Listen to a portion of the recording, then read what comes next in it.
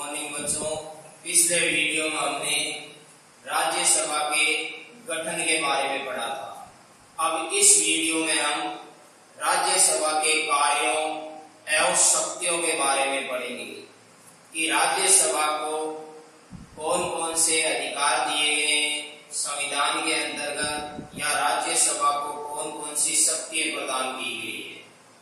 तो सबसे पहले है विधायी शक्ति। लोकसभा के साथ साथ राज्यसभा भी विधि निर्माण संबंधी अर्थात कानून निर्माण संबंधी कार्य करती है, और हमारे भारतीय संविधान में धन विधेयक को छोड़कर यानी वित्त विधेयक को छोड़कर अन्य विधेयकों के संबंध में लोकसभा व राज्यसभा दोनों को समान अधिकार प्रदान किए गए हैं, अर्थात बराबर अधिकार प्रदान किए गए हैं। तो सबसे पहला राज्यसभा का कार्य है विधायी शक्ति। तो लोकसभा के साथ साथ राज्यसभा भी विधि निर्माण संबंधी यानी कानून निर्माण संबंधी कार्य करती है, और हमारे भारतीय संविधान में धन विधेयक को छोड़कर अन्य सभी विधेयकों के संबंध में लोकसभा और राज्यसभा दोनों को बराबर अर्थात समान अधिकार दिए गए। दूसरा कार्य है संविधान संशोधन की शक्ति। तो संविधान में संशोधन के संबंध में राज्यसभा को लोकसभा के समान ही शक्तियां प्राप्त है। यदि संशोधन के प्रस्ताव पर राज्यसभा की असहमति होती है तो ऐसी परिस्थिति में वो संशोधन का जो प्रस्ताव है वो गिर जाएगा, अर्थात संशोधन प्रस्ताव पारित नहीं होगा। तो दूसरा है कार्य वो है संविधान संशोधन की शक्ति।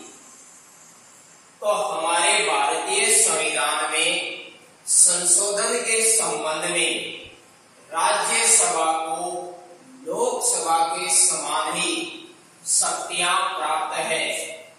यदि संशोधन के प्रस्ताव पर राज्यसभा की असहमति होती है तो वो संशोधन प्रस्ताव गिर जाता है, अर्थात उस संशोधन प्रस्ताव को पारित नहीं किया जाएगा। यहाँ थोड़ा सा आपको बता देता हूं कि धन विधेयक जो है वो केवल और केवल लोकसभा में प्रस्तावित या पारित होता है, राज्यसभा में नहीं। केवल राज्यसभा इस धन विधेयक को 14 दिनों तक अपने पास रख के इस पर विचार विमर्श कर सकती है, अपने सुझाव दे सकती है। अब उन सुझावों को मानना या न मानना ये सब लोकसभा पर निर्भर करता है। तीसरा कार्य है वित्तीय शक्ति। वित्त यानी धन विधेयक के संबंध में राज्यसभा की जो शक्ति है वो नगण्य है, यानी ना के बराबर है। धन विधेयक लोकसभा में पारित होने के बाद ही राज्यसभा में भेजा जाता है, और राज्यसभा अधिकतम 14 दिनों तक उस धन विधेयक पर विचार विमर्श करके अपने सुझाव दे सकती है, अपनी राय दे सकती है। अब 14 दिनों के बाद यह विधेयक पुनः लोकसभा में भेज दिया जाता है। अब यह लोकसभा की इच्छा पर निर्भर है कि वो राज्यसभा के सुझावों को माने या न माने। तो इस प्रकार धन विधेयक के संबंध में राज्यसभा के पास कोई विशेष शक्ति नहीं है, वो केवल अपने सुझाव दे सकती है। चौथा कार्य है कार्यपालिका संबंधी शक्ति। तो राज्यसभा के जो सदस्य है वो मंत्रियों से प्रश्न पूछ सकते हैं, पूरक प्रश्न पूछ सकते हैं और उनकी आलोचना कर सकते हैं, लेकिन उन्हें अविश्वास प्रस्ताव के द्वारा मंत्रियों को उनके पद से हटाने का अधिकार नहीं है। तो चौथा कार्य है वो है कार्यपालिका संबंधी शक्ति। तो राज्यसभा के सदस्य विभिन्न विभागों के मंत्रियों से प्रश्न पूछ सकते हैं, पूरक प्रश्न पूछ सकते हैं और उनकी आलोचना भी कर सकते हैं, लेकिन राज्यसभा के सदस्यों को अविश्वास प्रस्ताव पारित करके मंत्रियों को पद से हटाने का कोई अधिकार नहीं है।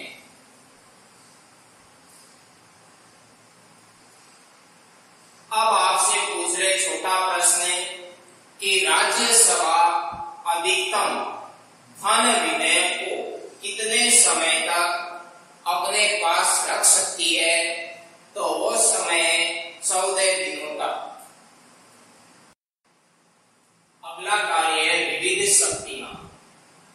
तो इन शक्तियों का प्रयोग राज्यसभा जो है वो लोकसभा के साथ मिलकर करती है।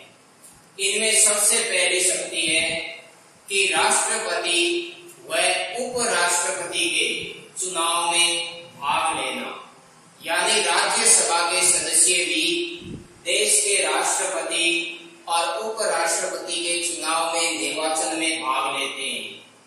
इसी के अंतर्गत दूसरा कार्य है सर्वोच्च न्यायालय के न्यायाधीशों तथा कुछ पदाधिकारियों पर महाभियोग की प्रक्रिया में भाग लेना, यानी उन्हें पद से हटाने की प्रक्रिया में भाग लेना। तो दूसरा कार्य इसके अंतर्गत कि राज्यसभा जो है वो राष्ट्रपति, सर्वोच्च न्यायालय के न्यायाधीशों तथा कुछ महत्वपूर्ण पदाधिकारियों को उनके पद से हटाने की महाभियोग की प्रक्रिया में भाग लेती है। अब यहाँ थोड़ा सा बता देता हूं कि महाभियोग किसे कहते हैं।